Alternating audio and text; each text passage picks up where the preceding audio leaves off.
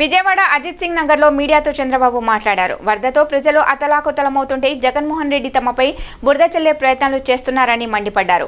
ఏడాదిగా బుడమేరుకి గండ్లు పడితే ఏమీ చెయ్యని చేతకాని వ్యక్తి ప్రజల కష్టాలకి గాలికి వదిలి పెట్టి విలాసాలు చేసేవాడు మనకి చెప్తున్నాడు.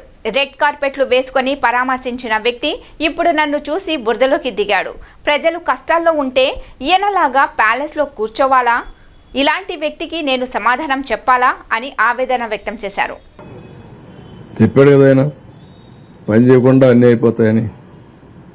అందుకే కదా ఈ పని చేశాడు. ఇప్పుడు 3 బ్రీచ్ చేసుకుంటూ చూడని వ్యక్తిని ఏమంటాం మనం? అదే మరి ఈ రాష్ట్రాన్ని వారిగా దారుణంగా చేసిన వ్యక్తిని ఏమంటాం మనం? బాధ్యత ఉంటే మరి చేస్తారా? అంటే ఒక చేతగాని వ్యక్తి సమర్థించుకునే విధానం పనిచేయొద్దని సమర్థించుకుంటున్నాడు. మనందరికీ పని లేదు. ప్రజలు కష్టాల్లో ఉంటే ప్రజల కష్టాలు గాలి కొదిలిపెట్టి విలాసవంతమైన జీవితాన్ని గడిపిన వ్యక్తి మన గురించి మాట్లాడే అర్హత లేదు.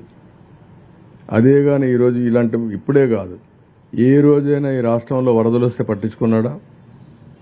వరద వస్తే బాపట్లలో కార్పెట్ వేసుకొని నడిచిన వ్యక్తి, డయాస్ పెట్టి పొలంలో నష్టాన్ని చూసిన వ్యక్తి, ఇప్పుడు నేను బురదలో తిరిగాను కాబట్టి బురద నీటిలోకి వచ్చాడు. ప్రజానాయకుడు అనేవాడు సేవాభావం ఉండే వ్యక్తి. ముందు మనం ఆచరించి ఇంకొకరిని ఆచరించమనాలి. నేను ఆ బురద నీళ్ళలో పోకపోతే మా అధికారులు ఎందుకు పోవాలి? అడిగే రైట్ నాకు ఎక్కడుంది? అంటే మేము వాళ్ళు పోకపోతే వాళ్ళు ఏం కావాలి? అక్కడ నాశనం అయిపోవాలనా? అంటే ఇది బాధ్యత. అందుకే నేను చెప్పాను మీకు, ఇలాంటి వ్యక్తులు రాజకీయాలకు అర్హత లేని వ్యక్తులు. ముద్దులు పెట్టి లోపలికి పోయి 10 సార్లు చేతులు కడుక్కునే రకం వేయి. అంటే ఇవన్నీ డ్రామాలు ఆడితే రాజకీయాలు రాణించలేరు. సిన్సియారిటీ ఉండాలి, మనస్సాక్షిగా పనిచేయాలి.